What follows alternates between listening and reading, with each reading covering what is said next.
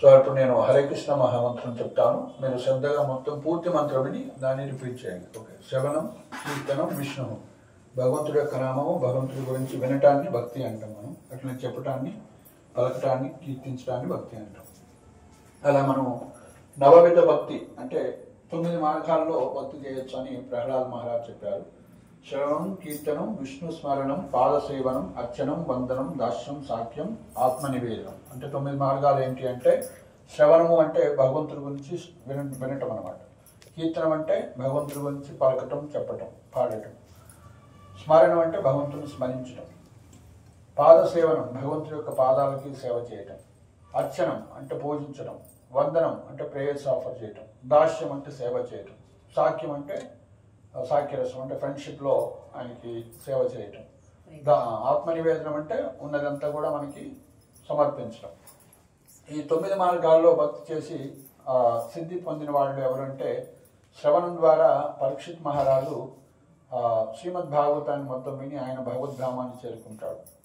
కీర్తనం ద్వారా ఉదాహరణ సుఖదేవ గోస్వామి శ్రీమద్ భాగవతం మొత్తం చెప్తారనమాట. స్మరణం అనేది ప్రహ్లాద్ మహారాజు భగవంతుని ఎప్పుడూ నిత్యం స్మరిస్తూ ఉండేవాడు. సో ఒక ఆపదలు వచ్చినప్పుడే కాకుండా ఎప్పుడు భగవంతుని స్మరిస్తూ ఉండేవాడు అనమాట. శ్రవణం, కీర్తనం, విష్ణు స్మరణం, పాదసేవనం.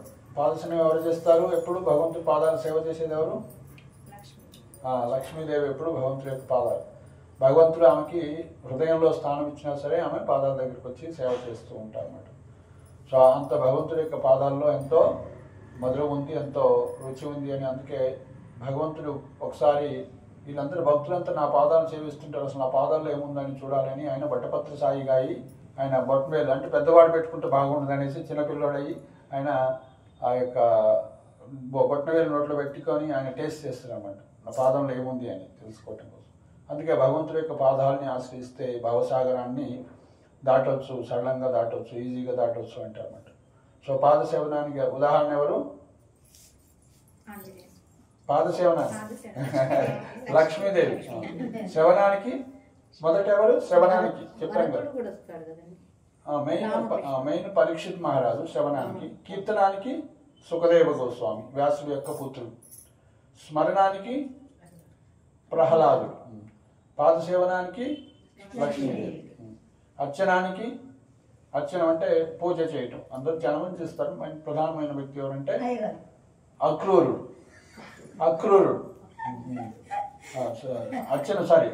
అర్చనానికి పృథు మహారాజు అని శ్రీమద్ భాగవతంలో భగవంతుడి యొక్క శక్తి ఆవేశ అవతారం అనమాట. ఆయన భగవంతుని పూజిస్తారు. అర్చనానికి ఉదాహరణ. వందనానికి పృథు మహారాజు. వందనం అంటే ప్రేయర్స్ ఆఫర్ చేయటం. ఆయన బృందావనం కృష్ణ బలరామును తీసుకురండి అని కంసుడు పంపించినప్పుడు అడుగడుగున ఆ యొక్క భగవంతుడి పాదాన్ని ఆయన దర్శిస్తున్నాడు అనమాట. అసలు బృందావనం అడుగుపెట్టిన ఆయన కింద పడిపోయి సాష్టాంగ నమస్కారం చేస్తున్నమాట. భగవంతుడి యొక్క పాదాలలో శంకు చక్రాలు ఇవన్నీ కూడా చిహ్నాలన్నీ అవపడుతూ ఉంటాయి ఆయనకి అక్కడనే. సో పాదసేవనం, వందనం. తర్వాత సాఖ్యం, ఫ్రెండ్షిప్ ఉదాహరణ ఎవరు?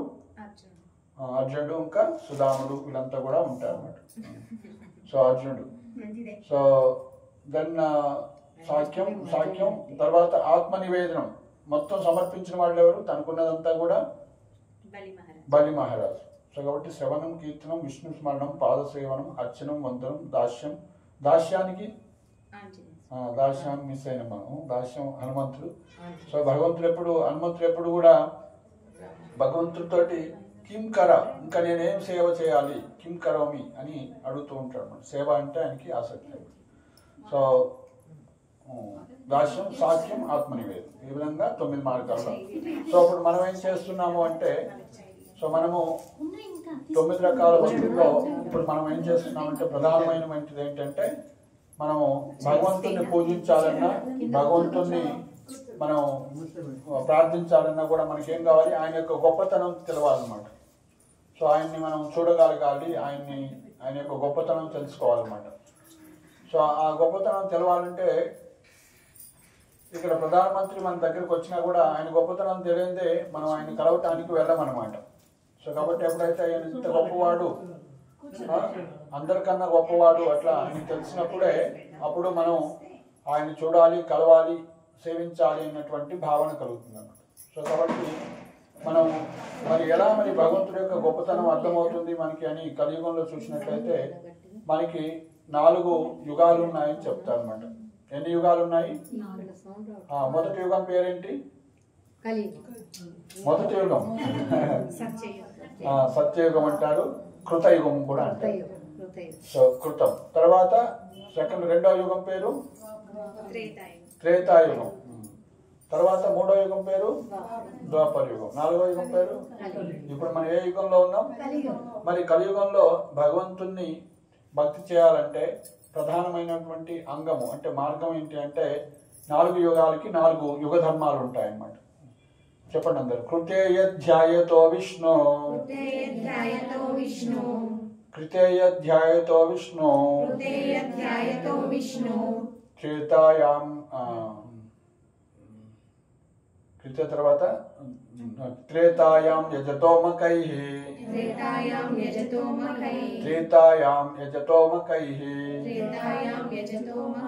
ద్వాపరే పరిచర్యాయాం,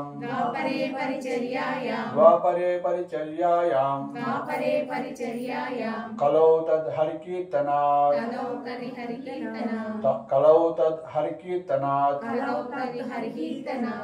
కృతేయ ధ్యాయతో విష్ణు,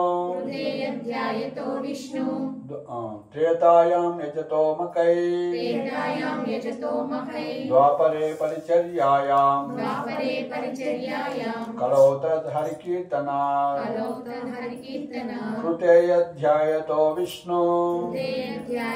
విష్ణు, ద్వాపరే పరిచర్యయై, త్రేతాయాం యజతోమకై,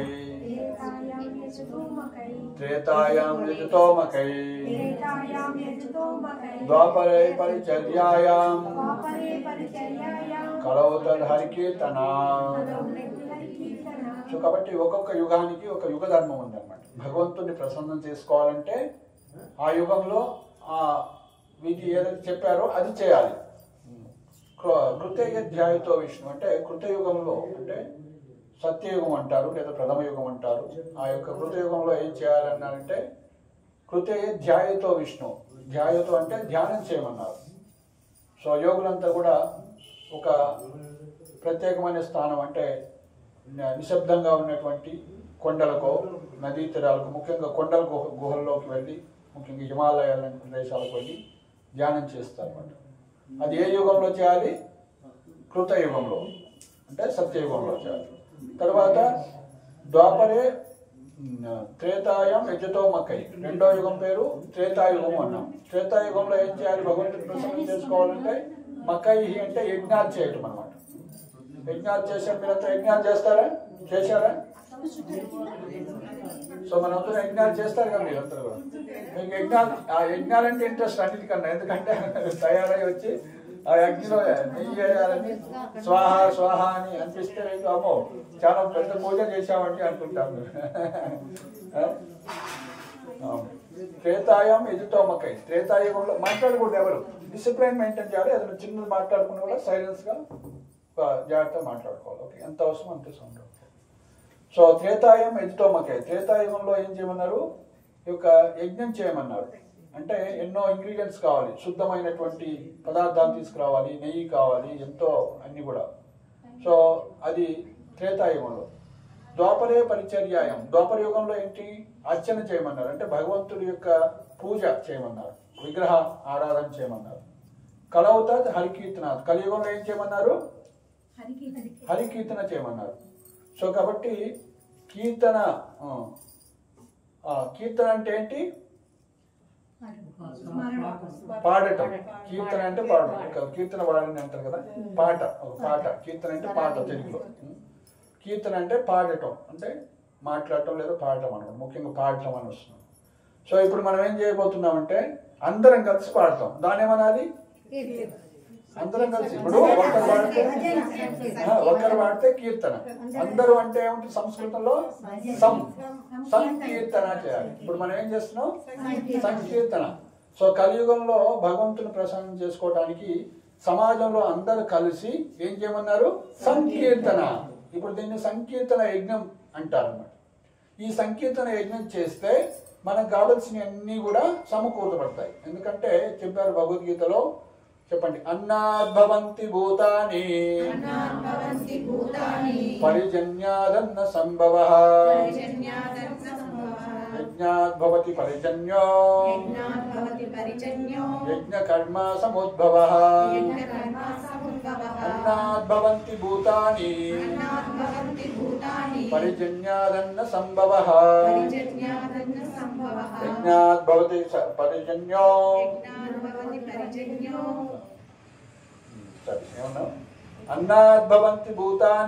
అన్నాద్భవంతి భూతాని పరిజన్యాద్ అన్న సంభవః యజ్ఞాద్భవతి పరిజన్యో యజ్ఞకర్మ సముద్భవః అన్నాద్భవంతి భూతాని పరిజన్యాదన్న సంభవః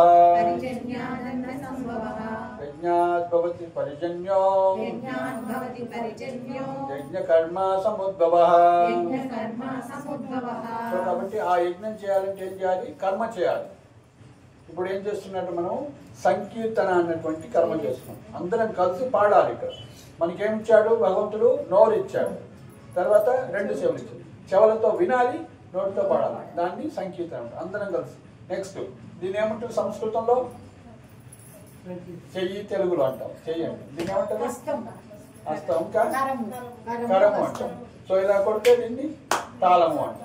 ఇప్పుడు మీ దగ్గర కరం ఉంది అంటే కరతాళం ఉంది అనమాట. 2 ఉన్నాయి కాబట్టి కరతాళం. సో మీరు ఇలా కరతాళాలు కొడుతూ, నా దగ్గర ఎక్స్ట్రా కరతాళాలు ఉన్నాయి, మీ దగ్గర ఎక్స్ట్రా ఉంది కనుక సో ఇంకోటి ఉంది. సో కాబట్టి కరతాళాలు వినసొప్పుగా కొట్టగలిగిన వాళ్ళు కొట్టవచ్చు, లేకుంటే మీకున్నటువంటి కరతాళమే మీరు కొట్టండి. మీకు కరతాళం లేదు అనుకోవద్దు, మీకు కూడా కరం నుంచి ఇవ్వవచ్చు. సో మీరు శ్రద్ధగా వినండి నామము. సో చైతన్య మహాప్రభు కలియుగంలో ఈ యొక్క సంకీర్తన యజ్ఞం చేసి ఆయన నామం చేస్తూ ప్రేమాశ్రుదారుడు అంటే భగవంతుడిని అనుభవించగలుగుతున్నాడు, భగవంతుని ప్రత్యక్షంగా రియలైజ్ కాగలుగుతున్నాడు నామంలో. ఓకే, ఎందుకంటే చెప్పారు శాస్త్రంలో, పద్మపురాణంలో. చెప్పండి. నామ చింతామణి యస్య నామ చింతామణి యస్య నామ చింతామణి. ఓకే, నామ చింతామణి యస్య కృష్ణ. ఓకే, కృష్ణ చైతన్య రస విగ్రహ కృష్ణ చైతన్య రస విగ్రహ నిత్యముక్తో పూర్ణ శుద్ధో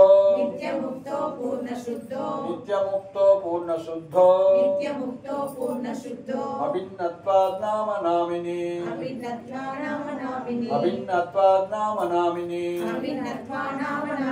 నామ చింతామణి చైతన్య కృష్ణ చైతన్య రస విగ్రహ నిత్యముక్తో పూర్ణశుద్ధో అభిన్నత్వాత్ నామనామిని అన్నారు. అంటే ఆ యొక్క కృష్ణుడి యొక్క నామము చింతామణితో చెప్పారు, పోల్చారు అనమాట.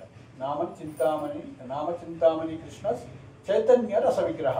ఎంతో రసము అంటే ఎంతో భావాలు కలిగి ఉంటుంది.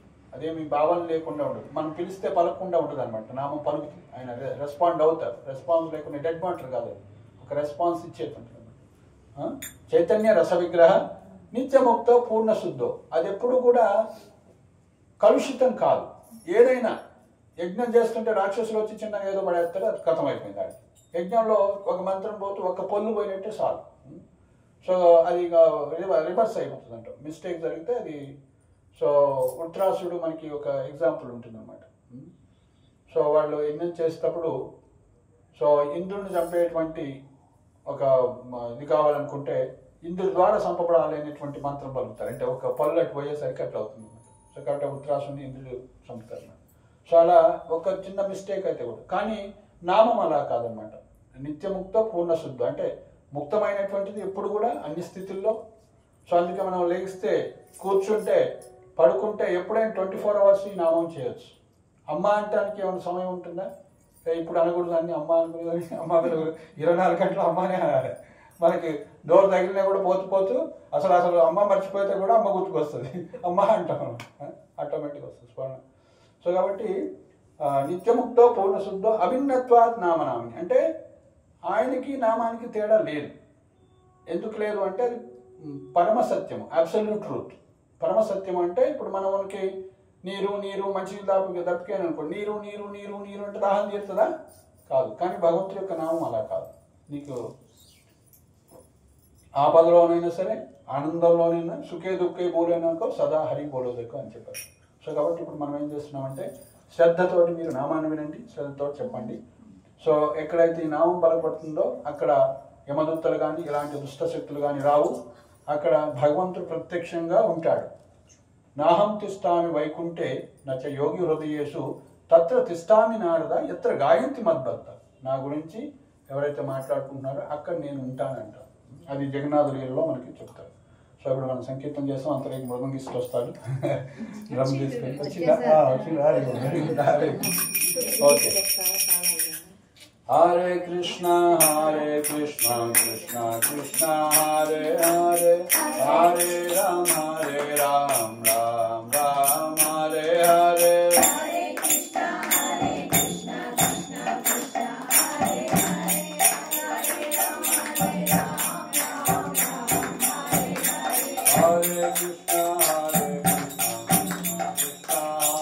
హరే, హరే రామ రామ రామ హరే హరే.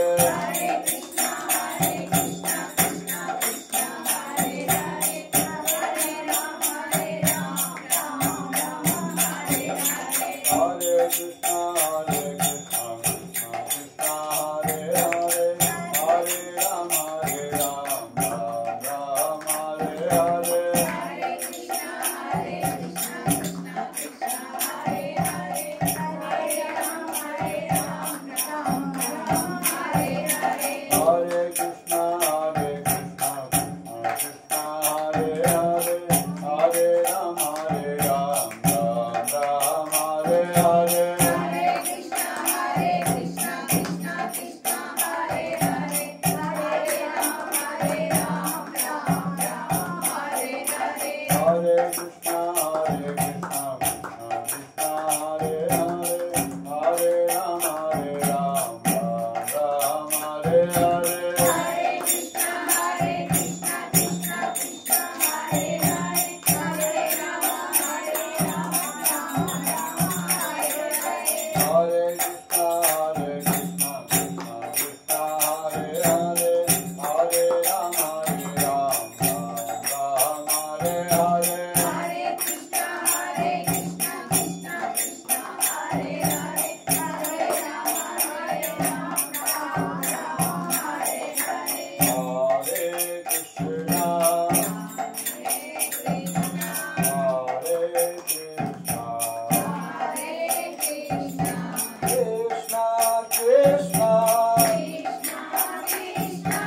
Hare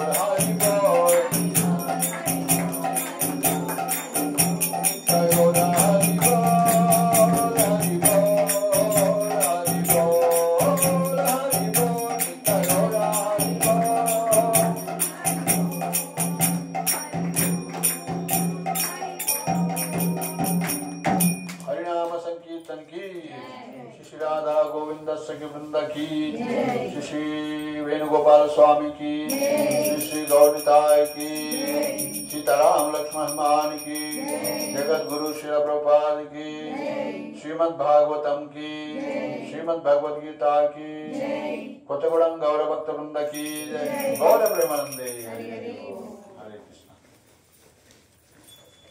సో ఇప్పుడు మనం చిన్న భగవద్గీత ఒక శ్లోకం చెప్పుకుందాము.